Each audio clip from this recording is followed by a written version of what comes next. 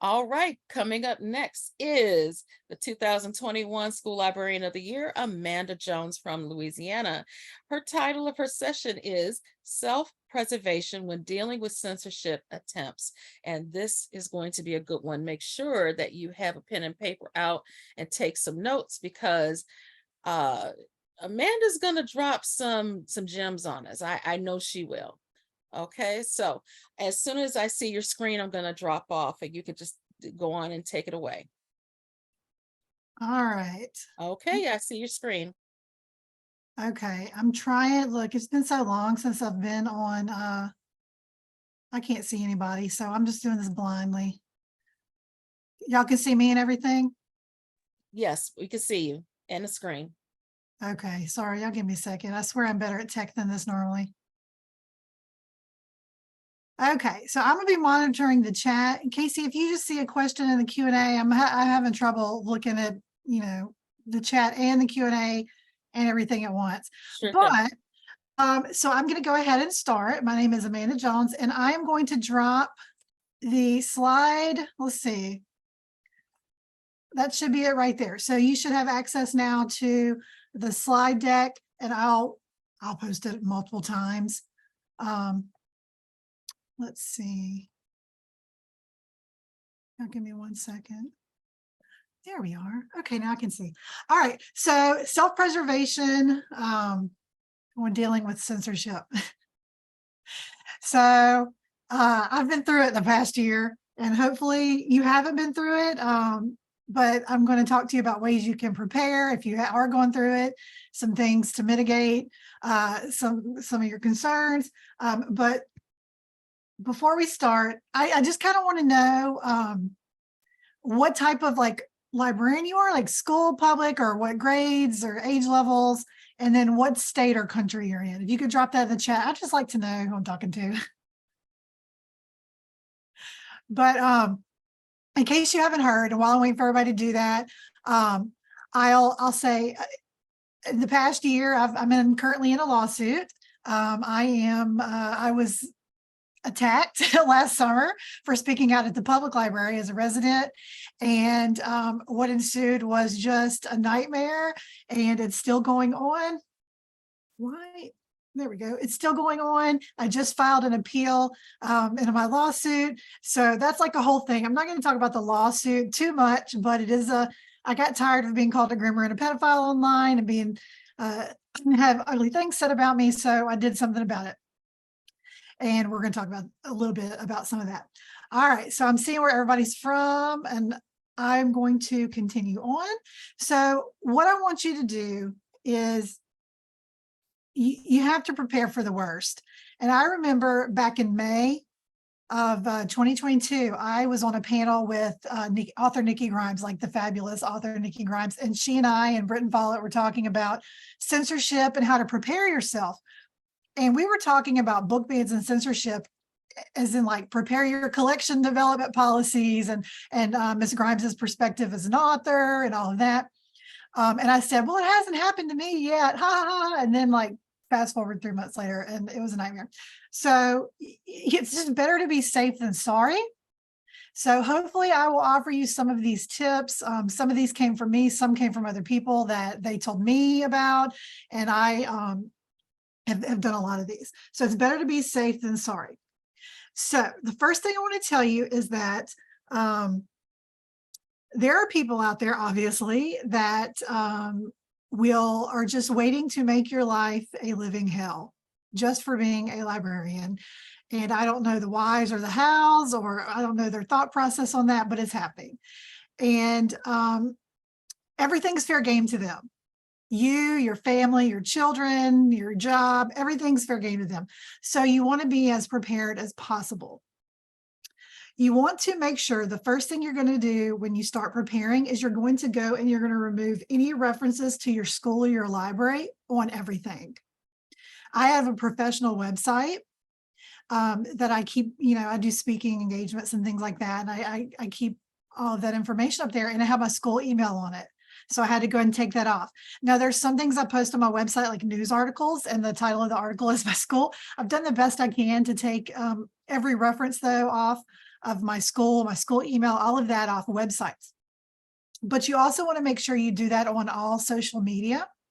So whatever it is, LinkedIn, Facebook, Twitter, whatever, take off any reference that you have to your school or your school district. Just trust me on this. Just do it. Okay.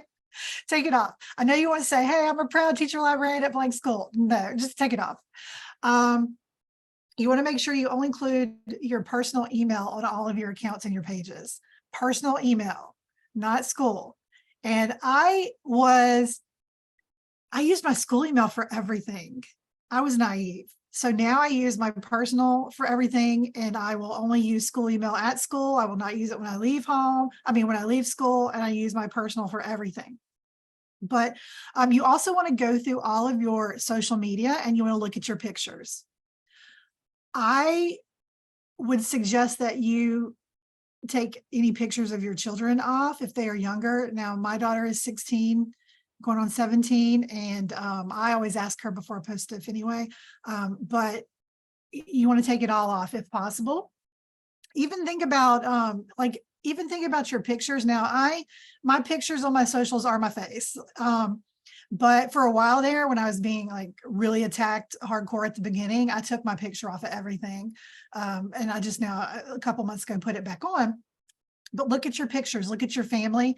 You want to remove any phone numbers. I didn't realize that my Twitter was linked to my my cell phone, and some apps you have to have a link to a phone, but go make sure it's not visible to anybody. I was so clueless, y'all. So you want to make sure you do that. You want to make sure even stuff like Goodreads, your Amazon account, your TikTok account, you take off your school email, reference to your school, any of that. Now, something else you want to do, because everything to them is fair game, and because they're a little some people can be a little unhinged, you want to go back and do things like on Facebook, you can go and retroactively set every prior Facebook post to friends only. And there's a little GIF on the screen. But basically you go into settings and you go into posts, and then you click on, it says limit who can see past posts, and you can click on friends only, and you can limit every single post you have ever made. Because y'all, I had a friend, Calissa Wing from Virginia. They found a tweet of hers from 3 years ago that I didn't even think was bad. And it was, they put it on Fox News. So it was awful. So you go through, I lock down my Twitter periodically. Whenever I want to share stuff or I'll allow things to be retweeted, I'll unlock. But I go back and forth between that. But you want to go through, do a deep dive on all your social media, clear anything and everything, lock it down, go through your privacy settings. Like in Instagram, you can set it where people cannot comment. Facebook, you can, let me mention this, because I have a Facebook page for my school library. And so people, that's a little different. Because you can't really block a parent of a child of yours at your school from your school library. But what you can do is you can go and hide comments. And if you go in and you just copy and paste all of the prepositions, and then like the hot topic words like groomer, pedophile, sexually explicit, porn, like all these things, woke, these words that they use, and put those and all the prepositions into the hide comment section, it will automatically hide all your comments on those pages, every comment that people put, until you unhide it. I would suggest doing that. You want to go through and you want to weed your friend list. When I first started being targeted back last summer, I went through and weeded my friend list, and I did not do it good enough. There were people that were going in on my friends only posts and taking stuff, and I figured out who it was. And so I'm very, very cautious now.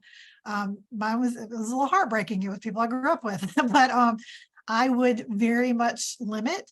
Also on Facebook, there's an option that you like to link your family members. It'll say like Amanda's family, and all my dad, my mom, my grandmother, everybody's linked. I went and unlinked it all. I took it all off because they will come after your family as well.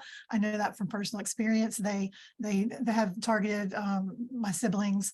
And they even go into school librarian Facebook posts. Be careful what you post in the Facebook groups, because they'll go in there and there's lurkers and they screenshot and all that. But you want to make sure you set everything to private, do the best you can on that end. Now, as far as messaging goes, you need to think about public records requests, hackers, and subpoenas. And I'm not being dramatic. You really have to think about these things. So for your emails, they will take anything and everything out of context because we know we're not doing wrong. You know, you're not doing anything wrong, but they will go in and they will get a, Freedom of Information Act. They can request your public records, your work emails. Sometimes it depends on what they ask for, but I have been asked for mine, and be very careful. I will not talk about book challenges whatsoever on school email. I will only speak about it in person with my administration now. I will not talk about book orders or anything like that on school email.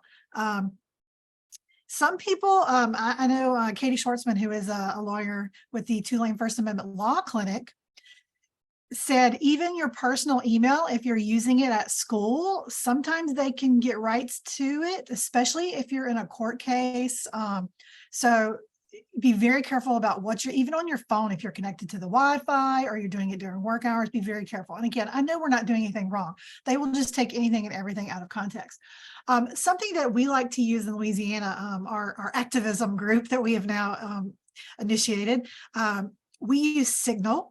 Signal is an app that we can communicate with each other, and you can set your messages to automatically disappear after 5 minutes. So we joke, we're like detectives or whatever. But and I don't know if they could actually get those recorded, but I'm still careful about whatever I say. We also use Slack to coordinate things when we're library board meetings, school board meetings, things like that. We'll use Slack and Signal to communicate, not Facebook Messenger, not text message, none of that. You just want to be very, very careful. Conversations are always better, face-to-face or phone call. Remember, just everything you do, everything you email, everything you say, everything, just think that somebody's recording it and watching you at all times. That's all I can say.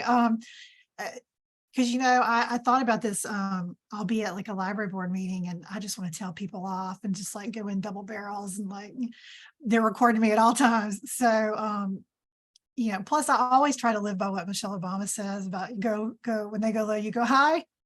So I keep that and the fact that I can be recorded in my head at all times. You want to stay in the know. So in order to prepare for this, you want to stay in the know. So you want to go to meetings, go to your school board meetings, go to your library board of control meetings, we are governed by a parish council, which is like a county or county governance or parishes in Louisiana. I don't attend every single one of those, but I'll watch it online. I do attend every library board meeting and I watch the school board meetings. You want to make sure that you ahead of time, you click on this, and these are clickable links, and I'll put it back in the chat. Read it up on PEN America's Field Guide to Harassment. It can come in very, very handy, very handy. And I cannot say enough positive things about Kelly Jensen from Book Riot. She does a weekly censorship roundup. Now she's on vacation right now, so I don't know if she's posted anything today, but she keeps everything up to date. She posts about stories all over the country. So even if it's not affecting your school or your state, read up on other states and what is happening, because I get ideas on how to fight things and people who I can contact for support. So I'm always reading Kelly's Book Riot. And they should be announcing it. ASL should be announcing it soon. She got a commendation, 26 states, chapters. We wrote a commendation for her, a resolution for a commendation, whatever they call it. Should be announced soon. So I'm really excited about that for Kelly. And then SLJ, Library Journal, they're always posting things, read up on that. And then there's something called Plural. It used to be called Open States, but they changed at the end of July and it's now called Plural. And I go on there all the time and I stay in the know on what's happening in the legislature, the bills, who's running for office. Now in Louisiana, it's called Go Vote. So I'm always looking at like what's up for vote. You just need to know all the players and know the game, because it's a game to them. It's not a game to us. It's a game to them. And you need to know the players in the game. You also want to preempt, if it hasn't happened to you, still do this. You'll need to form an alliance. a super secret alliance. We formed an alliance in my parish after we were targeted, and so I founded the Livingston Parish Library Alliance with the help of John Kreska and Every Library, and Patrick and Peter at Every Library. And we have an alliance now. Whether you are working for your public or your school's library, start building your citizen coalition. You know, and the easiest thing to do is just start a Facebook page and post like updates like, here's the school board meeting and this is on the agenda. Or I post positive memes about the library and like, we love our libraries because, and then I'll post some of Kelly's articles and different things to help spread the word. And you build up so that if something does happen, you have a built-in support system already. Okay. We had to do it after the fact. And then I joined. So we have two wonderful women in our state, Lynette Mejia and Melanie Brevis, and they formed Louisiana Citizens Against Censorship, and they allow me to help them. And the three of us kind of joined together, and we are trying to unite all of the alliances across the state and build that support, not just in our parish, which is our counties, but also statewide. It's really great if you just go ahead and just do it, build yourself an alliance. Now, if you do come under attack, watch what you say and do. I cannot stress that enough. Watch what you say and do. I have diarrhea of the mouth. I'm well known for having diarrhea of the mouth and flying off the handle. And so I have to be very, very careful. When I first started being attacked, I thought, this is not serious. Like, this is ridiculous. I went on their page and put the laughing emoji. And I wish I could take that back because it's not funny. And they talk about that all the time. She put the laugh, she thinks it's funny. So I learned that the hard way. But what you want to do, don't engage. It's not worth it. Yeah, somebody calls you a pedophile online, or somebody says, like in my case, they announced to my community that I'm giving pornography and erotica to 6-year-olds and I'm teaching 11-year-olds how to perform anal sex. I'm not, and I want to go online and say, I am not doing that. But you just can't, just don't. It's not worth it. You don't want to engage back. You want to lock your Twitter, you want to lock your Facebook, you want to mute, block. And what's funny is, so I block a lot of people on Twitter. And so my haters are like, I thought the person who is against censorship is she's against censorship, but she's blocking us. I'm sorry, but my personal Twitter is not a government entity. That's my personal Twitter. They can rail all they want about it. I'm blocking them. You have to block them for your peace. Just block them and don't go look at what they're saying. And I know that's easier said than done. It took me 6 months to realize that no good will come out of you looking at it. It just hurts your heart. And just don't go look at it. If I were you, I'd get a really trusted friend to go take screenshots and document all of that. Change your name if you need it. If you get an email, so I received a death threat. Don't forward it because it can mess up the chain of I don't know, I'm not cyber techie, but you don't want to forward it. You want to print it, you want to document it, block the sender. And I have a folder called wackadoos. And when I get a wackadoo email, I just put it in my wackadoo folder for future reference and I don't go back and look at it. So do that. And if it's a school email, you need to report that to your administration. Also, make sure you tell your family not to respond. They will come after your family. They will do deep dives and track every member of your family. I'm sure one of my haters probably has a whole family tree on me, and that scares me. So tell your family not to respond either. You want to document it all. And I laugh because I use Wakelet to document it. I have like columns, like all the players. And every screenshot and every link and everything, but I don't just do it there. I do it in multiple places, on multiple clouds, on hard drives in the cloud, very securely. And I document everything. You want to document everything. If it's a social media post, you want to go and get the link for that post, save the link. You want to take a screenshot. You want to save that. You want to save every screenshot of every comment. You want to do all of that. Okay. You want to, every text message you get, and I have things printed just in case, but I have everything. You want to organize it by who, what, when, where, why. And if it's a death threat, you need to, if you feel unsafe, you need to report that to law enforcement. Now, I'm not saying it went anywhere for me for law enforcement, but I did report mine. And after several months, they've given me the runaround, and I reported it to the FBI, and they deferred to the local sheriff's department. But you want to report it. You want that on record.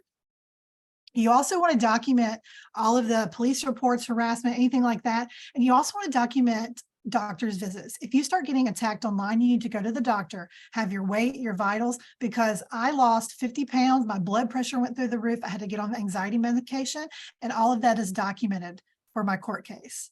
And I go every month and a half, 2 months, and get all of that to show the physical toll that it has taken on me. Hopefully that doesn't happen to you. But also therapy. I document therapy sessions, how much I pay, my co-pays, what it costs, like everything. You document everything. Now, reporting, you want to make sure you report it to as many places as possible. There's a cybercrime unit. You can go online. You can, these are all the places you can report it, but you definitely want to make sure that your administration, your district, your school board rep, your union is all aware of these things. So if someone goes online and says you're giving sexually explicit material to children, you need to make them aware of that. And don't forget to tell your family to report it to you as well. I take the screenshots and links from all the things that have been done on my family's website as well. Now, do you want to take a stand? That's up to you. And I will say that I don't regret taking a stand, and I don't regret I don't regret filing a lawsuit. It has been a solid year, and I am nowhere in sight of any of this going away. If I had let it go, I truly feel they would have moved on with life. They would have left me alone, and that would be that. I now have my own personal stalkers. I'm not even alleged stalkers for the court case. But it's horrendous. It's really horrendous. But I don't regret it. But you have to understand that I had the means, and I am privileged, and not everybody does. I am a white, straight woman. That affords me privilege. It does. I am not a historically marginalized person. I also have a very solid support system with family. I have a very solid support system across the country with school librarians. And I have a GoFundMe. It is super expensive. I spent 60,000 so far, and we're not even like, oh, by the way, if I lose, I have to pay their court costs too. So you just have to weigh that. Several people have contacted me about, they've sent me screenshots like, can I file suit? Can I file suit? It's very hard. So if you are ever, if you have spoken at any of your school board or public library board meetings, if you've spoken in public, you will be classified as a public figure. And that is another level of defamation that has to be proven. You have to prove malice. So it's super, super hard to file a suit. So you need to know that going in, and you need to know that it's very, very expensive. But again, I have no regrets. So I always tell people, let it go. If you can, if you have it in you to fight back, fight back. I don't judge either way. It has taken a very, very, very emotional, physical, and mental toll on me. And I don't want that for anyone else. The aftermath, how do we cope, and how do we move on? So my friend Andrea Trudeau showed me the app Engageable. I think it used to be called Focusable. It's now called Engageable. You can do meditations. My friend Tiffany Whitehead showed me the Breeze mental health app. You can go on and you can do guided meditations, breathing, take deep breaths. You have to get someone else to take the screenshots and do all that business for you, so you don't have to look at it, just for your own mental health. Karina Keelanton introduced me to Spotify because I was not a Spotify user, and she sent me a playlist, like a womanhood, like a badass women playlist. And so I got like really into Spotify. So I have like, when I'm in the mood to like really just rail, and then I have like when I have my Lauren Daigle and my old Southern Baptist hymns when I need like Jesus, like, so that I don't go wild. So I have different playlists. That's helped me a lot. Go to the doctor, though. Seriously, go to the doctor. Go get therapy. There's such a stigma about therapy. Therapy has been amazing for me. I say yoga and exercise. I haven't done that in a while, but I did. I have tried that, and it does help. Ask for help. I asked for help immediately. KC was like probably the first person I texted other than family, and KC helped. It was amazing, and I'm gonna try not to cry, but I am forever indebted to her. Reach out for help. Come on, I know, don't do I it. know. Don't do it. Look, It's all right. Come on. You um, you almost made it through. I know, right? It's like, I've decided so long about this. Um, but reach out for help. Like, reach out to me. Reach out to, I saw Carolyn comment, Carolyn Foot, the Texas Freedom Fighters, Becky. Reach out to your PLN because they are just wonderful. But there, you know how on the airplane you have to put on your oxygen mask before you can help others.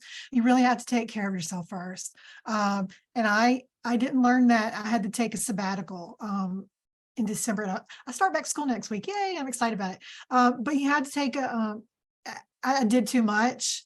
And I didn't take care of myself. And so, but now I'm like, and I was crying a minute ago because I love Casey and I just wanted to, I get emotional when I think about her help. But I'm in such a better place, y'all. I'm in a good place. But you have to ask for help and you have to talk about it. And so use some of these and you need to know that there's no shame. So what these people want to do is they want to shame you. They want to tell, like when you go online and they're posting this librarian is a porn pusher, and they're always like the Marxist ALA and whatever. I don't know. They want to shame you. You've done nothing wrong. So don't let them shame you. You know, you're not giving out porn to children. Hold your head up high. Like, you know, they want to silence you. They want to shame you. Don't let them. But in the same regard, be safe about it. Okay. Be safe. I have had to, you know, and I've had to be very safe. We have security cameras. I have weapons. I travel with mace and a taser, and you know, we are an open carry state, and if I have to travel a back road, it is what it is. Because you can't be safe enough. I even have checked my car for GPS tracking devices because I have been very vocal against our attorney general who is running for governor. So you just cannot be too safe. It's really wild out there. But so that is, I think that's pretty much it on my spiel. Again, final thoughts. It's not your fault. They want to silence you. Don't let them. You know, you've done nothing wrong. And something you need to remember, it feels like a lot. Like it feels like a lot. I'm in a small community, 2 red lights. So my whole community shared all of these things. And it's really hard when you see your kindergarten teacher writing about you that you're a horrible person. But what you need to remember is it's a vocal few that are stirring the pot. Don't give them an inch. You know, don't give them anything. They'll move on. They really will. And if they don't, then it's time to start thinking about what you need to do and if you need to get an attorney. So that was it. I don't know if anybody had any questions. Yeah, there was actually some questions, and I just want to make a quick comment. When it first started that weekend, I was so ticked off that I was just like social media, and I was fighting, arguing back with them. And it was Carolyn Foot from Freedom Fighters that said, "Don't engage." And that was the best suggestion that she could give me, because you know, when a friend of mine is going through something, I'm ready to fight. I'm from the south side of Chicago, so you know, I can't help myself. But the thing is that, you know, it's not a any it doesn't gain an inch with any of these people. They're It does. just going to continue to say and do what they want to do. Amanda, you do have some questions in the I see him now. I pulled him up. Okay. I'll put the link in here again, and you should be able to take my slide. What I'll do is I'll put in the document that Casey's going to pass out. I'll put the PDF version too, as well as the slide deck. I'll do that. As far as mark records for book orders, packing list comes in an email. It just is what it is. But I don't order anything that's not age relevant for my kids. So if they have a problem with it because it's Black history or has a Black character and they say I'm teaching CRT, or they have a problem with it because it has an LGBTQ character or by an author, too bad for them. Like, too bad for them. It is what it is. I'm saying that a lot. What's my opinion about joining the union? So I was a member of a professional organization and I switched to a union. Actually, I was in both because of the legal representation. And my situation is unique because I'm being harassed for speaking up about my public library.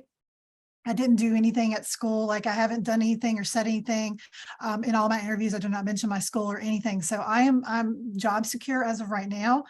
So I haven't had to had any issues, but I'm in a union just in case, and I update my union attorneys on what's happening. Now, how did my admin respond to what they were saying? Okay, so I'm writing a book. It will be out September 24.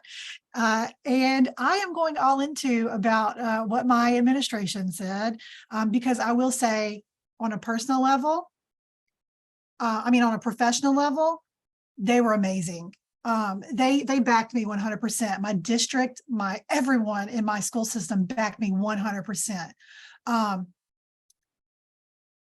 When you grow up with someone who you work with for 22 years and they're your boss, there's some expectations when they say that you're a school family, there's some expectations. And I've learned that. And I went and told him this 2 days ago before school started. I said, we're not a family anymore. I don't ever want to hear you talk about school family. We're not a family. And it is. And I said, I'm writing about, there's a whole chapter in my book about the hurt. My school board representative was a really good friend of mine, and we no longer speak. So she's not going to like my book either. It'll be okay. It's what it is. It is what I'm it telling is. my truth. So, Mhm. but I think that was what is the name of my book? Oh, it's called That Librarian, because that's what they call me now that I'm suing them. They don't put my name. They say That Librarian. So it's called That Librarian, Book Bans in the United States. And it goes in my story, but it also zooms out and talks about Louisiana and the state as a whole. And it goes back and forth and like, what's the underlying, like it talks about white Christian nationalism and talks about how I was very Republican growing up and I was raised Southern Baptist, and my coming to terms with things in 2020 during COVID and George Floyd and my whole change in mindset. And Casey, I hope you don't know, but I hope you don't mind, but you're in that big chapter about making me the person I am today. Wow. And Wow. it's a lot about that. So You need to have the t-shirts ready called I'm That Librarian. hey, I do have my shirt. I don't know if you saw it at ALA. I have my shirt. It says, Amanda Jones has joined the radical leftists to burn morals and common sense on the altar of wokeism. That was an actual quote about me in the paper. I didn't see that. Oh God. Oh God. So I made a shirt. Well, look, y'all, give Amanda some love in the chat, because Thank this y'all. was painful for her to go through, and she's able to still rise up top and share this experience with all of us, so we could be better prepared, for a possible attack like this. She lived through it. So she's telling you the things that she did wrong, things she did right, and things that she wants you to do. So if you are attacked like this, you will be ready. Give her some love in the chat. Give her some love on social media. Well, You can do, yeah. Oh, and how do you feel about that? you can, and I'm locked down on Twitter right now, but Okay. Okay. if you request me, I only will follow you back if it says you're a librarian or educator, because I'm very careful. Yeah, that's another thing, is that a lot of y'all like friend me on Instagram. If I can't tell you are an educator or a librarian and it's just your name, I'm sorry. You can't friend me. No. And I got that from Amanda. It's like, Amanda said, Casey, you got to be very careful who you're friending online, and I took that to heart. And y'all can follow my case on librarianjones.com. I give updates. There's a speaking out tab, and I give updates. But thank y'all, everybody. Y'all have a good rest of your day. And thank you, Casey, for hosting this amazing 4 days of PD. Thank you for taking the time out. Really appreciate you, hon. Love you. Love you. Bye. Alrighty. Bye-bye now. All right, y'all. We're going to continue on with our presentations for the afternoon.